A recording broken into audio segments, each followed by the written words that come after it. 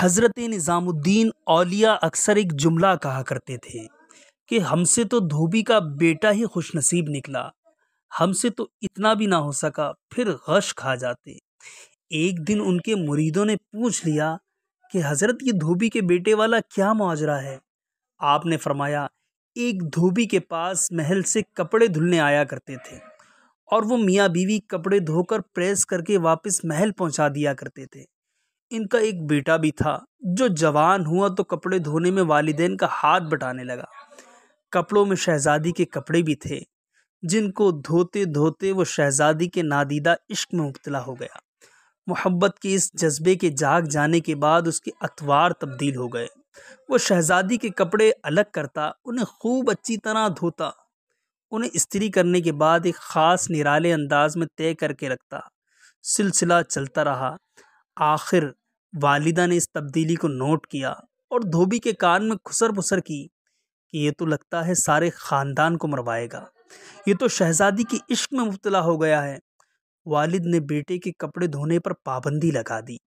ادھر جب تک لڑکا محبت کے زیر اثر محبوب کی کوئی خدمت بجا لاتا تھا، محبت کا بخار نکلتا رہتا تھا، مگر جب وہ اس خدمت سے ہٹایا گیا تو لڑکا بیمار پڑ گیا اور چند دن کے بعد فوت ہو گیا۔ ادھر کپڑوں کی دھلائی اور تہہ بندی کا انداز بدلا تو شہزادی نے دھوبن کو بلا بھیجا اور اس سے پوچھا کہ میرے کپڑے کون دھوتا ہے؟ دھوبن نے جواب دیا کہ شہزادی عالیہ، میں دھوتی ہوں۔ شہزادی نے کہا، پہلے کون دھوتا تھا؟ دھوبن نے کہا، میں ہی دھوتی تھی۔ شہزادی نے اسے کہا کہ یہ کپڑا طے کرو۔ اب دھوبن سے ویسے طے نہیں ہوتا تھا۔ شہزادی نے اسے ڈانٹا کہ تم جھوٹ بولتی ہو، سچ سچ بتاؤ ورنہ سزا ملے گی۔ دھوبن کے سامنے کوئی دوسرا رستہ بھی نہیں تھا۔ کچھ دل بھی غم سے بھرا ہوا تھا۔ وہ زاروں قطار رونے لگ گئی اور سارا ماجرا شہزادی سے کہہ دیا۔ شہزادی یہ سب کچھ سن کر سناٹے میں آ گئی۔ پھر اس نے سواری تیار کرنے کا حکم دیا اور شاہی بگی میں سوار ہو کر پھولوں کا ٹوکرا بھر کر لائی اور مقتول محبت کی قبر پر سارے پھول چڑھا دیے۔ زندگی بھر اس کا یہ معمول رہا کہ وہ اس دھوبی کے بچے کی برسی پر اس کی قبر پر پھول چڑھانے ضرور آتی۔ یہ بات سنانے کے بعد حضرت کہتے، اگر ایک انسان سے بن دیکھے محبت ہو سکتی ہے تو بلا اللہ سے بن دیکھے محبت کیوں نہیں ہو سکتی؟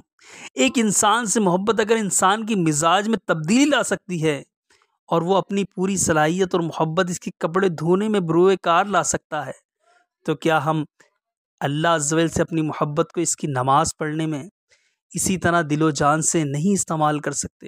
مگر ہم بوجھ اتارنے کی کوشش کرتے ہیں۔ اگر شہزادی محبت سے طے شدہ کپڑوں کے انداز کو پہچان سکتی ہے تو کیا رب کریم بھی محبت سے پڑھی گئی نماز اور پیچھا چھڑانے والی نماز کو سمجھنے سے عاجز ہے؟ حضرت نظام الدین اولیاء پھر فرماتے ہیں، وہ دھوبی کا بچہ اس وجہ سے کامیاب ہو گیا کہ اس کی محبت کو قبول کر لیا گیا، جبکہ ہمارے انجام کا کوئی پتہ نہیں، قبول ہوگی یا منہ پر مار دی جائے گی۔